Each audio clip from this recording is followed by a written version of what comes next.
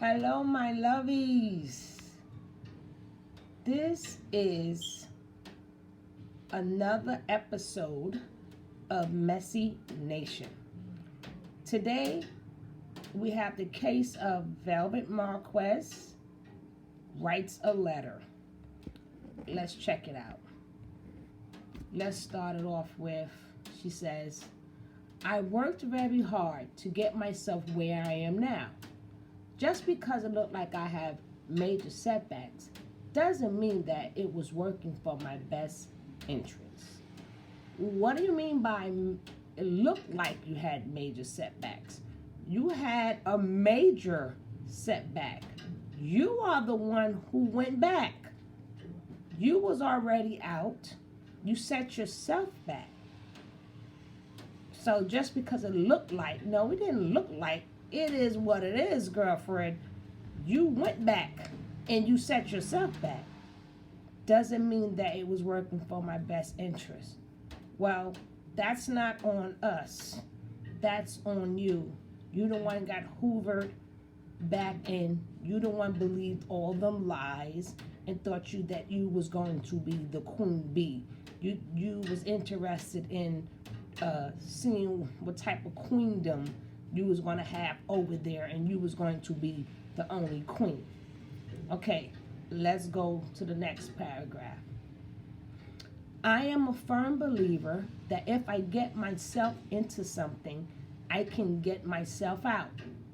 You see, the thing about me is I don't look for instant gratification because I know it takes time to acquire what you need. I am a firm believer that if I get myself into something, oh, no, baby boo. Yeah, you is a master of getting yourself out of something because you get yourself into something. You get out, you get back in, you get out, you get back in. You have left so many times, you really left and you came back. And I don't look for instant gratification. Of course you're not. What do you mean by that? Like, what accolades you think that you're supposed to have? Scratch that. Okay, let's see what else she has to say. I lived my life before social media, and I'll live it after. I don't have to ask anyone for anything.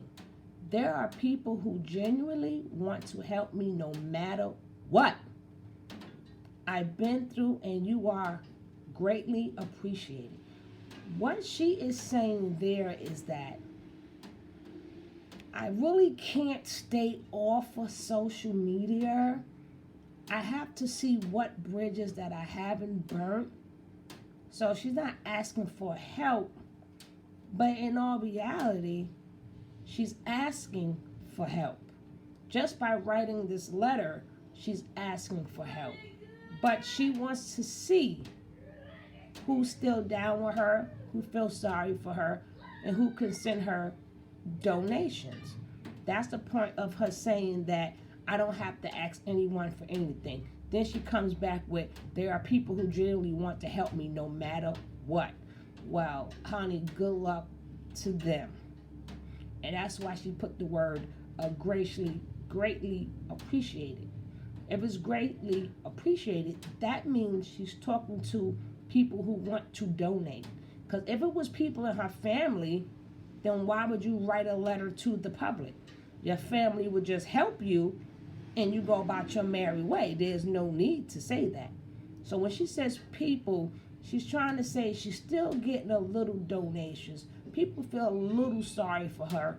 So she didn't burn all her bridges. But if you still want to roll with her, you still want to help her, it's gladly appreciated. Now let's get to the next part. What you are witnessing is a young woman learning all of her lessons before it becomes too late to break the generational curse that almost all of the women I know have been through and still are going through. What the heck does that mean? Every damn woman that have been two, carbonation, or whatever you want to call it. But every woman that have been there have went home a single mother. You need just scratch that. Just scratch that. Scratch that part out. And the nerve of you to down people that you back on single mother status. What generational curse you're talking about? You trying to break? No, honey, you're a statistic, just like the rest of us, or just like the rest of single mothers. So get on that line and take that off. You generational curse. You right along with the rest of the single mamas. Sorry, you wasn't able to accomplish that goal. Scratch that. Okay, now her last thing is that this too shall pass. I am thankful for everyone who has been there through thick and thin. We don't have time for a pity party. Now let's get it. I hear another scam. She working on a new plot twist now. She working on a new plot twist. She said, we don't have time for a pity party. Now let's get it. What? No, we ain't got to get nothing. You got to get it. You got to feed that baby.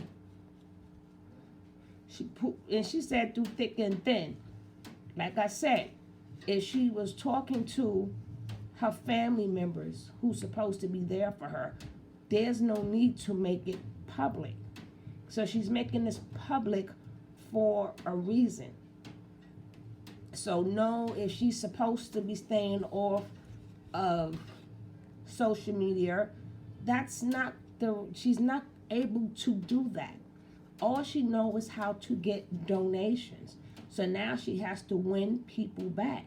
She got to take care of that baby. She don't have a job. She needs some money coming in right now.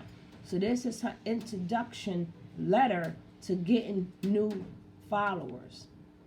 But I will give you guys another update on Miss Velvet, our Pretty Little Liar. I will give you guys another update. I just wanted you to see. I caught this letter that she wrote, and I wanted to read it to you guys. And if you want to break down this letter, please leave your comments in the comment section. Like, comment, and share. But I would love to hear your breakdown on this letter. I call it a bunch of bull. It's a bunch of bull. And honey, well, she never got money. But first time, shame on the people. Shame on the people. First time, shame on you. Next time, shame on the people. So if the people want to go through this ride with her again, and y'all want to feel sorry for her again, that is definitely on you. You guys have a good night. Peace.